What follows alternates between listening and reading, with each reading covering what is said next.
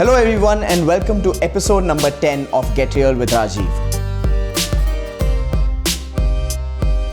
Today we are going to answer 4 questions like we do in every single episode, and Aarti is behind the camera who's going to be the voice of your questions today. So Aarti, what questions do we have? The first question is by Rajendra Kumar. His question is, please let us know your real life experience of your best hire and worst hire and how it had an impact as a business owner. Well, Rajendra, now you're taking me back in time because I got to look at the last 13 years of being an entrepreneur. And I must say that I've made some really bad hiring decisions in the last 13 years and some really good hiring decisions as well. But one thing that I know is I can't pick one, but I can tell you the patterns behind the bad hiring decisions and the good hiring decisions. So if I look back, I would say some of my worst hiring decisions have been when I've hired people out of desperation. The desperation that, oh, this person is capable, they come with a track record. And somewhere as an entrepreneur, when you hire people out of that desperation that this person is capable and he's going to do the job that I am not capable of doing, you somewhere place that person on a pedestal in your head. And guess what? When you place a person on a pedestal in your head, you're finished. Because this person will walk in and they will disrupt everything at your workplace, behave like they know it all, but not do it all.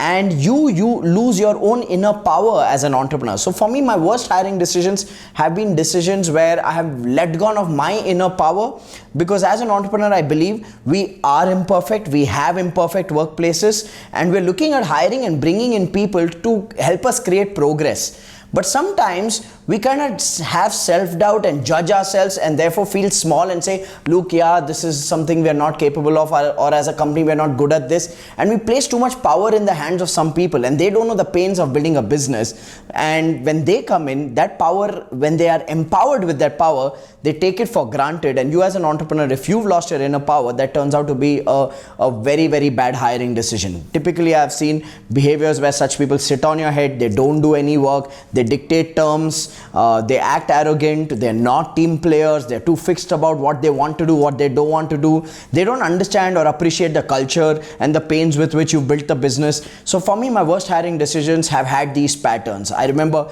I had a business development guy for my events company years ago. I wouldn't name the guy, but he came at a 6-figure salary. I wouldn't pay myself 6 figures back then. So when I hired him, I almost treated him like my own boss. Like I was like, wow, this guy is 6 figures. He's going to draw 6 figures from our company, which I don't pay myself. So I used to place him at a pedestal, and all the guy did for a month was warm his chair. He didn't get out there and do any sales meetings or any sales calls. And 2 weeks after being in the business, when I questioned him as to why are you not going out there and selling, because that's what your job is, he said, first I need to believe in this company before I put my credibility on the line and my network, I open it up for the company. Before that, I need to believe in the company. And guess what? I was such a weak entrepreneur that I said, yeah, take your time, ask me any questions if you have. You know what I had to do? I actually had to kick the guy between his legs and kick him out. Okay, because how can you allow someone to say that to you and get away with it? And I'm being very honest about this, because as an entrepreneur, sometimes when we are in desperation, we place people at a pedestal, and if they don't come with the right intent, then they take the workplace for granted. We get taken for granted. And for me, it hurt me the day Kotak Bank sent me a message after 1 month completion saying 1 lakh rupees credited to this person's account. Then I was like, what the hell has he done to deserve this 1 lakh? That's when I started questioning him. So worst hiring decisions, when I lost my inner power and I hired out of desperation. Best hiring decisions. I love hiring underdogs. I love hiring people that have personal pain, that have something incomplete in their life, that they come in with this sense of energy and no matter what kind of commitment. I love such people. These are people who are not fixed to a role. They're willing to learn, willing to explore. They're the yes kind of people. For me, these are the best type of people, and I have quite a few on my team. I mean, I've had guys who used to work as helpers in an electric shop and today handle an entire event by themselves. I've had guys who were salespeople, today are phenomenal business coaches in our team. Okay, so for me, the best hiring decisions are underdogs. Someone who has something inside their belly, that fire inside their belly that keeps them going.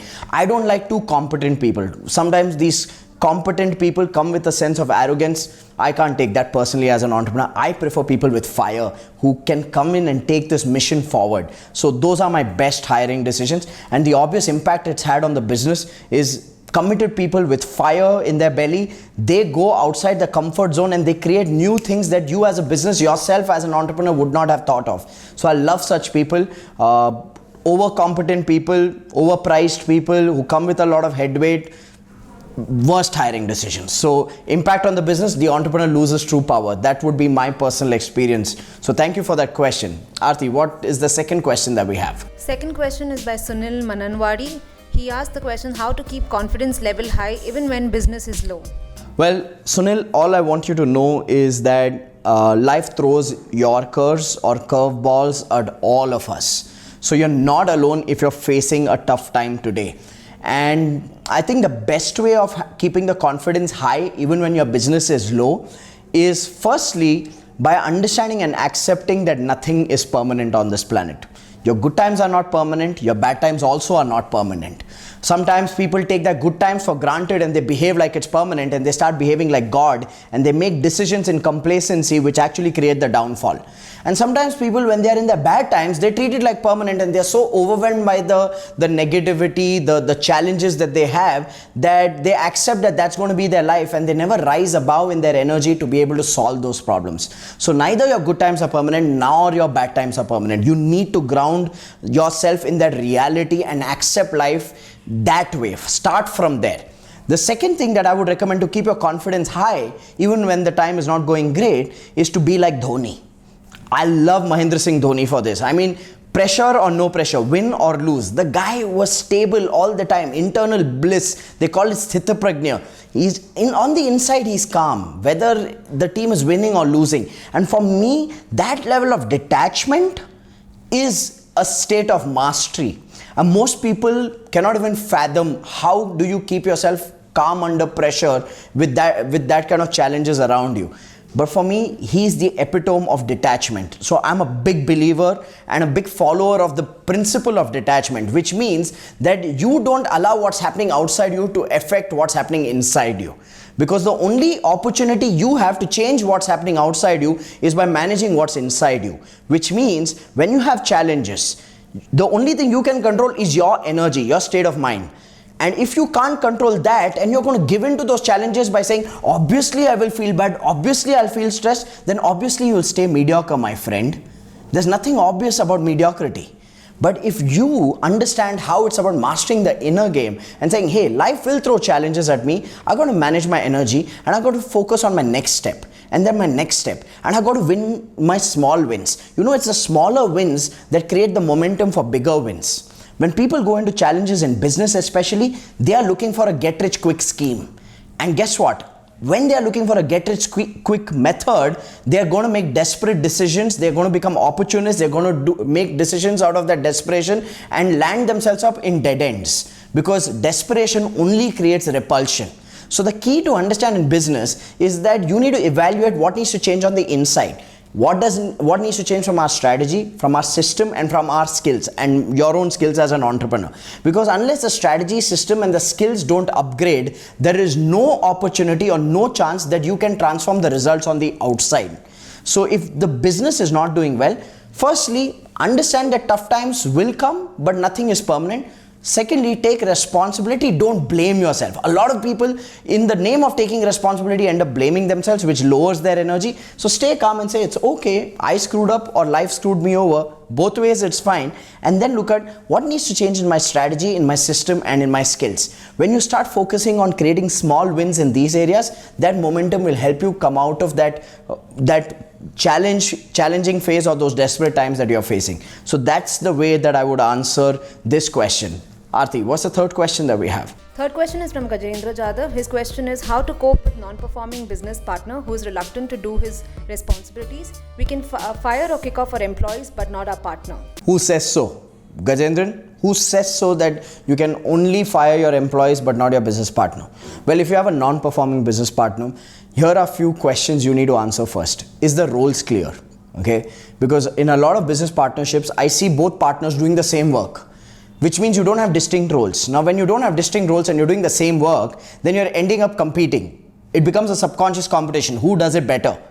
and obviously one person is going to be more competent than the other, and the other starts feeling left behind. And sometimes a person who starts feeling left behind, they feel insecure, and in their insecurity either they are arrogant, or in their insecurity they slip into self-doubt and say, I'm not good enough. Both are unhealthy. So the first question to answer is, do we have clear roles? Do we have clear goals? Do we have complementary skills? Because if you have the same skills, then that's a recipe for disaster again. You are not meant to be partners then. You should have differentiating or complementary skills, so you put the pieces of the puzzle together to create the picture perfect. If you have the same skills, that's like having the same two pieces. You can't join the same two pieces. They have to be incomplete in their own way, and when they have come together, that's when they become complete. That's the sign of a healthy partnership. Now let's just say the goals are clear, the roles are clear, complementary skills are in place, and even after that the person's not doing what they're supposed to do, then you need to have a system of accountability. And as business partners, here's the big mistake that I see across a lot of businesses which have business partnerships. They don't hold each other accountable because they think accountability equals abusing each other, or they think accountability equals aggression, which will spoil the relationship. No. Accountability is not abusing or aggression. Accountability is to help the other person understand what needs to change in their approach, in their skills, in their effort, so that they can produce the result. So it has to be done in a respectful manner, wherein if your business partner is not producing the desired results, you need to have a conversation with him or her on what needs to change in their approach, their skills, their effort in a respectful manner, so that they can bridge that gap and produce the results. Now, if they're not open to taking responsibility, then the question needs to be answered as to why are they business partners, or why are you business partners, or why does that person own the company if they're not willing to take responsibility. And if that person just has a pure attitude problem, then I have a recommendation for you. Move out of the business. Don't even try to fight. Don't even try to retain the brand and say, it's mine, I started it, I came up with the idea, you leave. If they listen to that, great. But if they are reluctant and they say, no, it's my brand also, I want to hold on to the brand, then amicably just part ways and back your own capability. Because the name can change, the logo can change. The essence is you. If you believe that, you will back yourself to operate under any name, any logo, and build the business from scratch. And I'll tell you what, you'll do a way better job at it. So here is a sequence of activities you got to keep in mind if you want to bring your business partner on board and aligned on the same page. Number one, clear goals, clear roles, clear responsibilities, and understanding that there are complementary skills. Number two, exercising accountability. You need to review each other. Review is a sign of trust. There's nothing called blind trust in business. Blind trust is a mistake. Then we go into heartburns because we assume that people should have done something. There should be a review system. So you got to have a strong review system where you give permission to them to hold you accountable, and you take permission from them to hold them accountable. Again, accountability is done with respect and focus on solutions. After accountability, if you see there's still just a mere attitude problem as to I am the boss, why should I be answerable, why should I be questioned? If you see that as a problem, you're working with the wrong person. Just find a new partner, or just start a business by yourself. Move out. That would be my sane recommendation. Make these decisions. These are simple but not easy decisions, but they will take your life a long way forward. So make those decisions.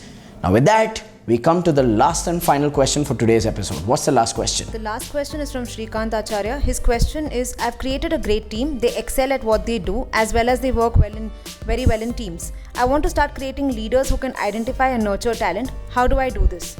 I'm thinking of starting a leadership training for handpicked bunch. If this is the right direction, what's the content I should use? Well, Shrikant, couple of things.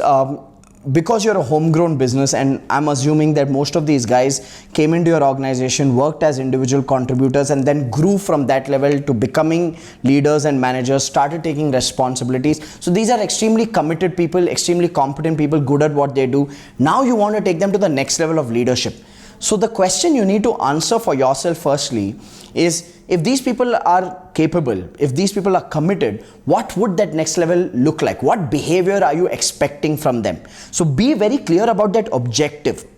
Because here's what happens. I've seen a lot of entrepreneurs be able to build that second line team of managers who are great at people management and project management. Whatever task, project, operational work is there, they're great at that, and they're good with managing people. And then as a business owner, as the business grows, you want this manager level to transition to the next level, which is called the management level. Now there's a distinction between the manager level and management level. Let me articulate that. The manager level are people who are good at managing people and good at managing projects.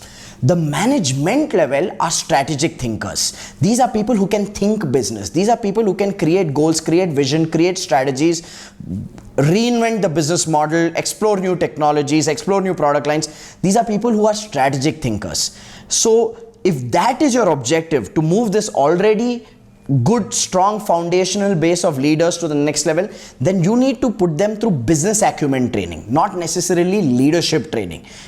And if your objective is you want to take the people management skills up, then that needs to be your focus. So you need to firstly define what's your objective. Secondly, developing people is not a result of an event.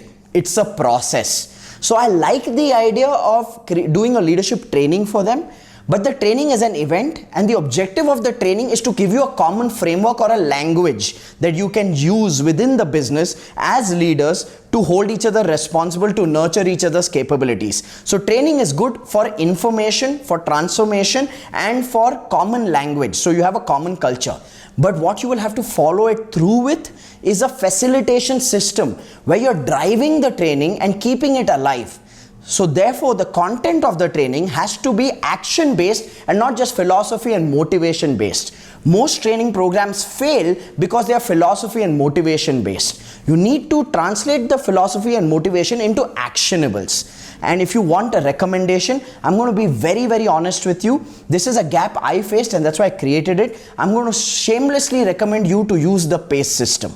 I haven't come across a more holistic system to develop leaders, to build systems, to set goals, track goals, and achieve goals apart from the PACE system. Of course, I created it, but I'm endorsing it not just because I created it, because I had the same challenge. I wanted something to engage my people in an actionable manner where I see transformation both in personality and in results. So use the PACE system, either come into my business PACE programs or read the book Lead or Bleed. It'll give you a good idea and you'll realize it's a step-by-step actionable system. So I'm going to recommend that for you shamelessly and strongly, Shrikant. That's your answer in all honesty. So with that, we've come to the end of this episode. We've answered 4 questions on episode number 10 of Get Real with Rajiv. I hope you found the answers useful. Now it's the time for us to select the best question of the week who wins my book Lead or Bleed as a gift. So Aarti, indicate to me with your hands, okay, show me a number, 1, 2, 3 or 4. Which question do you think deserves it the most? Okay, I agree to Aarti's decision. I think it goes to question number 3. So question number 3 was asked by? It was asked by Gajendra Jadhav. So Gajendra Jadhav, congratulations. You won the copy of my book Lead or Bleed. So my team will reach out to you and make sure that we post the book to you. Make sure you read it and share your feedback with us. And for those of you who are watching, ask us more questions so we can give you more value through the series of Get Real with Rajiv. Thank you so much guys for tuning in, and make sure you share this video. See you guys in the next episode.